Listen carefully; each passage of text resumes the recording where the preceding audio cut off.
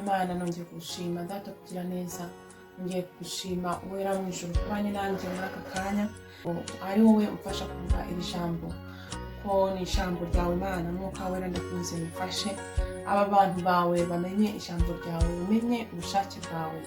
Imana yacu ihabwe icyubahiro. Amazina yanjye ni Rebita Mahirwe Maria Assumpta. Muri aka kanya nagira ngo mbasuhuze mbifuriza amahoro y'Imana. Shima Imana yacu ukomeje kuturinda, shima umwuka wera kuko akomeje kutuyobora. Muri uyu munsi nagize akanya n'umugisha w'Imana yo gushobora kuba hano imbere yanyu kugira ngo mbamenyeshe amakuru y'aho ibihe bigeze. Imana yacu ihabwe icyubahiro nk'umwataraya nk'imburisi. Haleluya. Imana irashaka yuko dukomeza kubwira abantu, Imana irashaka yuko dukomeza kubwira abantu ko bihana, ko bagira bitegura kuko Yesu ari bugufi. Reka dusome mu izina ry'umwami wacu Yesu Kristo, dusome iryo jambo. Amen. Riri mu gitabo cya Yohana igice cya 5 umurongo wa 40. Reka dutangire kuri 39. Haravuga ngo murondora mu byanditswe kuko mwibwira ko ibyo arimo mufite ubugingo bukoraho, kandi ari byo bimpamya. None harababwira ati, umurongo wa 40, nyamara mwanze kuza hondi ngo muhabwe ubugingo. Umurongo wa 41 avuga ngo sinshaka ishimwe ry'abantu, ariko mwebwe ndabazi yuko mudakunda Imana mu mitima yanyu. Uwiteka Imana abana mwaca ijambo ry'Imana bavandimwe. Muri aka kanya nagira ngo mbagezeho amakuru. Ibihe turimo ni ibihe bikomeye, ni ibihe umukristo wese agomba kwirebamo imbere mu mutima, ni ibihe umukristo wese ndetse agomba kurwana, akarwana intambara ubwe hamwe na Yesu udufasha ibihe byose. Nagira ngo mbamenyeshe yuko amakuru arimo atugeraho ko haje ibindi bihe bikomeye, Iyi variante Delta yatangiye kwica abantu, ikica n'abantu benshi, igiye guhita hazeho indi kandi yanduza cyane kurushaho, yica nabi nanone kurusha iyi ngiyi variante Delta. Nagira ngo mbabwire bene data ko ibihe tugezemo ari ibihe byo gukomera, ni ibihe byo gukomeza kwisukura mu mutima, kwikuramo ako kantu umuntu wowe ushaka kuba wumva kakubangamiye, ako kantu ushaka kuba wumva ugeze imbere y'Imana. Imana yavuga ngo ntabwo hakwiriye, ngo mu mutima wawe harimo umwanda. Ako kantu niko muri iki gihe Yesu arimo araduha igihe cyo kwisukura. Yesu ibintu byose birimo kuba arimo kubireba, arimo arategura itorero. Mwabonye ukuntu izi vaccine zaje abantu bazirukiraho, abantu benshi bakumva ko, ndetse hari n'abantu benshi batazi Imana, abantu batemera Imana bavuga ko iyi vaccine ariyo izaturinda. Bamwe najyaga numva iryo jambo bamwe bari kuvuga mu kanwa uko riri, iyi vaccine niyo irakurinda. Nkavuga Imana yo mu ijuru tugire nti ibihugu byinshi ntabwo bishaka gutanga imibare by'abantu bapfuye bishwe n'urukingo, by'abantu bapfuye bishwe na consequences zivuye muri uru rukingo abantu benshi biteje. Nagira ngo mbabwire mukomere, buri muntu agomba kwimenya. Ntabwo ari igihe cyo kwirirwa ufata decision ngo kubera ko abandi bayifashe. Mumenyane n'Imana yawe, uvugane n'Imana yawe, uyibaze icyo ugiye gukora, hanyuma ubundi ufate decision. Hari abantu benshi bishwe n'iyi vaccine, kuko hari n'umusore warimo avuga ati njye narwiteje kuko ndambiwe kubitekerezaho, nabuze icyo nkora, nagenda avuga ngo ndarwiteza, nishaka mpfe nishaka mbeho, ntacyo bivuze. N'ubundi n'abantu benshi babatemera Imana, bumva ko nibapfa bazajya mu gitaka bagahera aho ngaho. Abandi bazi ko roho itabaho, esprit ntibaho, bazi ko turi produit ya nature, produit ya science. Ntabwo bazi yuko uyu mubiri wacu ari temple n'urusengero rw'umwuka wera. Niba umubiri wacu ari urusengero rw'umwuka wera, ndumva neza ko indemezanya na mwuka wera ko ikintu cyose wajya kwinjiza muri uyu mubiri ugomba kubaza mwuka wera, ese yakwemereye kugira ngo ukinjize muri uyu mubiri. Birambabaza cyane iyo mbonye umuntu apfuye amaze kwikingiza uru rukingo. Hari benshi barwiteje ntibagira icyo baba, ariko amakuru dufite neza ni uko umwami Yesu ababaye, kuko aba bantu biteje izi nkingo benshi zizabagiraho ingaruka. Ntabwo ari ejo cyangwa ejo bundi, igihe cy'Imana kiraje. Delta itaraza itari gushobora kurinda abantu benshi bapfuye n'abari muri usi ubu ngubu ni abantu banduye variante Delta bafite vaccine zombi uko ari ebyiri. benshi baranapfuye. Abantu gutanga amakuru y'abantu bapfuye, abaguye mu bitaro bishwe n'umutima biturutse kuri vaccine, babatera urushinge, umubiri warahindutse, baratangira bararwara, bararemba, barapfa benshi. Amafamiye menshi arimo ararira bucece kuko iyo bageze kwa muganga bahita babacecekesha, bavuga ati indwara iyo ari yo yose bahita bavuga ati niyo yamwishe, kandi bazi ko yari umuntu nta n'inkorora yari afite. Ubwo reka mbereke noneho, ubu tugeze muri faze bari gutangira kuvaccina abantu kuva mu myaka 20 kuja hasi, kuva kuri 20 kugera kuri 12 niho turi. Umwami Yesu yavuze ko ababyeyi benshi bagiye kuzatakaza abana babo mu buryo badashobora no gutekereza. Uwa mbere yaguye mu muhanda, ndabashyiraho ka video ngo murebe.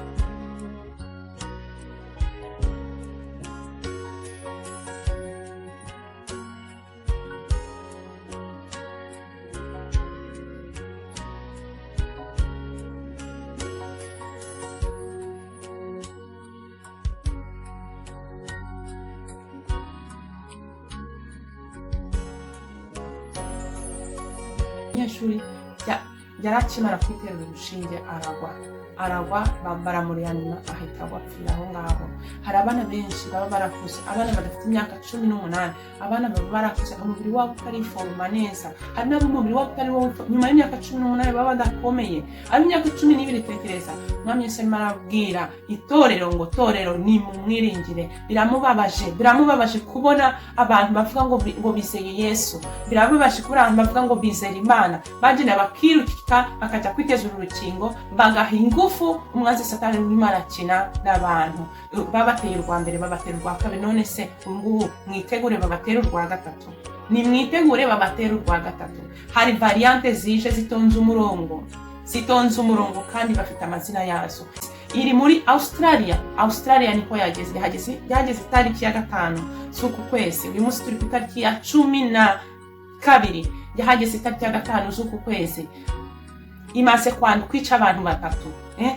Niyo mpamvu bashize Australia, barishira Australia muri lockdown kuko variante ya itari delta kandi yica vuba yahageze, niko yasohokeye.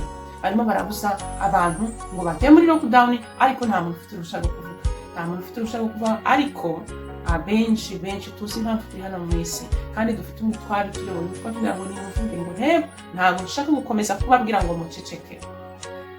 Njya nibaza umuntu uzicwa n'indwara, uzicwa na konsekanse y'uru rukingo, ari umukristo, azagera imbere y'Imana avuge ngo yiyahuriye iki? Icyambere, hano muri Espagne ejo bundi hasohotse itangazo uwayoboye ibijyanye n'inkingo n'udupfukamunwa na decision immunologo wa hano muri Espagne yasohotse atanga itangazo avuga yuko urukingo rutari obligatoire. Urukingo ntabwo ari obligatoire. Yanavuze yuko passport ya covid ntabwo ari obligatoire. None uzi impamvu yabivuze biteje maze kubona abantu benshi ko umubiri wawe ntabwo ari kimwe n'uwanjye. Ntabwo ushobora kuburisha umuntu ngo ajye kwiteza urugero, ntabwo ushobora kuburisha umubyeyi ngo ajyane akana ke na organe zakuze zitari forma ngo zijye kwiteza urugero, ngo bagende bamutera urukingo. Abantu benshi, abandi barimo barareba ati si baradutera urwa gatatu bate, ko banteye urwa kabiri nkarwara nkaremba, nta mubiri wanjye warahindutse. Hari abantu babaye ibimuga, hari uwo baruteye ukuboko kwe kwabaye gutya ntikonge, abandi bagombye kubaca amaguru kubera trombo, kubera amaraso yabo yatangiye kuvura, bakavuga ati nangera mu mutima arahita bakamuca amaguru. Ndakubaza wowe, nugera imbere ya Yesu warishwe n'urukingo, uzamubwira ngo byari biri kuri mode kwiyahura? Uzamubwira se ngo hari umutegetsi waje ngo gushira pistora ku mutwe ngo ugende ujye kwiteza urukingo n'utarwiteza? Abandi bakavuga ngo nugutanga urugero, ngo Kristo bagomba gutanga urugero rw'uko uhungiye mu rukingo, urugero rw'uko udafite ingufu zo gutegereza. Hari umuntu birukanye ku kazi, nuwo baba barabwiye ngo agume mu rugo, baba baramubwiye ngo agume mu rugo iminsi 2. Ubundi byabaye urusaku ku isi hose. Ariko ndagira ngo nkubwire ngo nuramuka wishwe n'urukingo, uzagenda ugera imbere y'Imana ikwereka abaganga benshi bari mu bitaro barimo gukorana n'abarwayi barwaye covid banze kwiteza urukingo, ikwereka ab'infirmiere benshi ku isi hose banze kurwiteza. Nirangiza ikwereka abantu birirwa abantu bakora mu butegetsi benshi batarwiteje. Hanyuma uzavuga iki? Uzavuga yuko warwiteje kubera ko wari ufite ubwoba. Aza kubaza ngo mbese wari uzi, ngo mbese wavuga abakunzi kumbi ugashobora no kunyizera no mu bihe bikomeye. Haje izindi variante rero ni mwitegure. Nagira ngo mbacisheho udukuru tumwe na tumwe dukeya, hanyuma mwigirire amakuru yanyu, ntabwo ari ibitekerezo byanjye. Ubugingo abenshi bazapfa bishwe na variante. Ubundi igisigaye ni mutegereze bagiye kubatera urundi rukingo rwa gatatu Moderna, bari no gusaka ibyangombwa bose bararukoze bararufite, bategereje ngo babahe uruhusha batangire batera abantu. Noneho inaha abenshi mu Burayi ko bafite n'ubwoba, barimo kuvuga baterekane aho kugira ngo mutangire mu dutera rwa gatatu. Ndababasa mu by'ukuri umuntu ufite washize ukwizera kwe mu rukingo. Numvishe umwana wese arimo avuga babaye cyane ngo itorero ryanjye ryari yandushe, ngo bashize ukwizera kwabo mu rukingo, ngo aho kugira ngo bapfukame babe imbere yanjye, ngo kugira ngo bapfukame basenge, ngo kugira ngo banshake kurusha uko banshakaga, ngo birukiye ku rukingo, ngo bumva yuko urukingo ari rwo ruzabarinda. Uyu mubiri wacu ni temple y'Umwuka Wera. Ntabwo dushobora kugenda kwinjizamo ibintu. Hari abubaza bagahita batsindwa, wari urwitereje iki ko udafite n'akazi, wenda bakugurisha ngo reka ngo njye ntekereza ngo kujya gusura iwacu, ngo nese ngo nzajya gusura iwacu, ngo mfite abana, ngo mfite, ugasanga guhaye impamvu. Noneho wajya mu ijambo ry'Imana ugasanga ko Yesu arimo aravuga ngo ukunda abana be kurusha ntabwo amwiye, ukunda amafaranga, ukunda umurimo we, ukunda umugabo n'umugore, ukunda iki byose, ukunda ibintu by'isi byo ku ruhande kurusha. Niba wemeye yuko wagutera urukingo ugapfa, ukemera cyangwa ukemera ugakoragora kuri ibi bintu umwanzi arimo arakora hano mu isi, izi nkingo bafaburitse bataragize igihe cyo kuzitegura, ukabona amahanga arimo arapiganwa kugira ngo basohore inkingo. Hari n'ubwo basoheje ubundi hano muri Espagne bageze aho bararuhagarika, kuko bwari uburozi nyine, bararuhagarika, barangije batanga itangazo ngo baruhagaritse, ngo ntabwo rushobora guterwa mu Rwanda. Ubwo se uzabwira iki Imana nugera imbere? Ngo watanze umusanzu w'umubiri wawe ngo bagukoreraho ubushakashatsi, ubuteze uru rukingo, ngo urwiteze. Nta muntu wagushize pistora ku mutwe ngo urwiteze. Niyo bayirushyiraho, igihe kirageze ngo Imana irebe mu by'ukuri uyizeye n'utayizeye. Mundebere iyi bizinesi y'udupfukamunwa, baratubategeka ngo natwe turatwambara, ariko iyo bakoze ya private party yabo ntabwo batwambara. Nta muntu, ukabona abantu 300 nta muntu n'umwe wambaye agapfukamunwa, nta muntu wambaye agapfukamunwa. Bahise bagasuka hanze ngo abantu bambara agapfukamunwa, nimutwambare nyine mugire amahoro, ariko natwe turatwambara. Ariko ikintu ni agapfukamunwa, ikindi ni uko wowe wajya gufata ubwo burozi ukabwiteza. Njye babwishukuriye, Yesu arimo aravuga ngo tubabwisukure, burimo muniteza uburozi, ejo bundi bazabatera ubundi.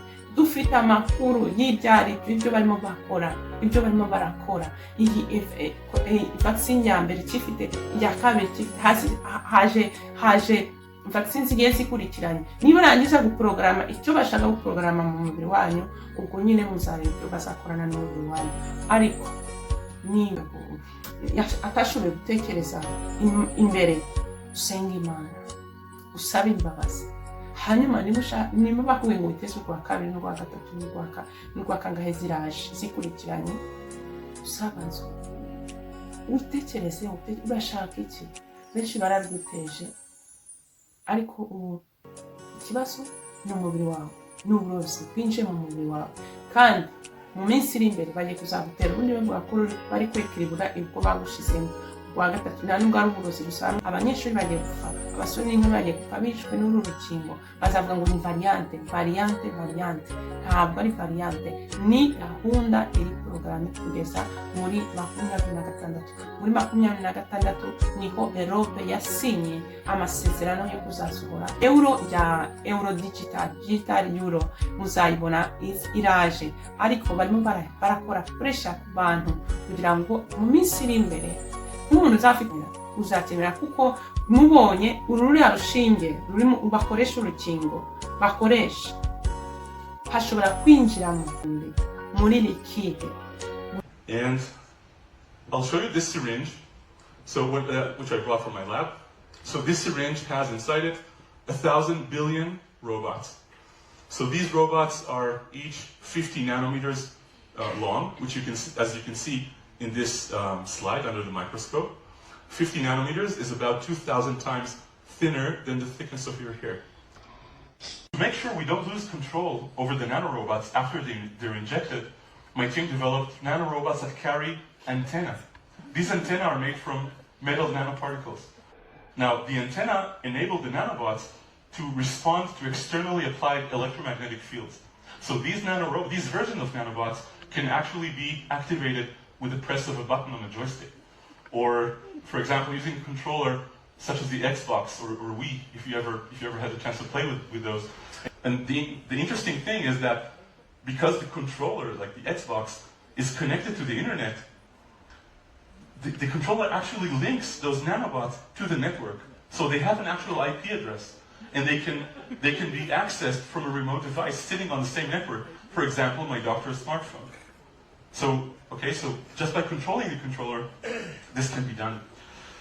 And I really hope that anywhere between a year and 5 years from now, we'll be able to use these in humans and finally witness the emergence of nanobot society.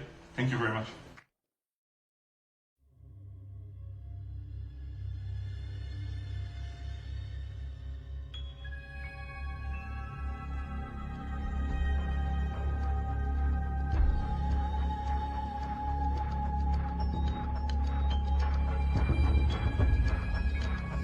It'd be pretty challenging, Ms. Edwards, for an individual to sue that they've just lost their house, their spouse or their son or daughter, because I just go through some of the settlements in the past, or some of the fines. Pfizer has paid the second largest pharmaceutical settlement in history, $2.3 billion in 2009, off-label promotion and kickbacks. Mu minsi iri imbere tuzareba umuriro bari gukoresha kugira ngo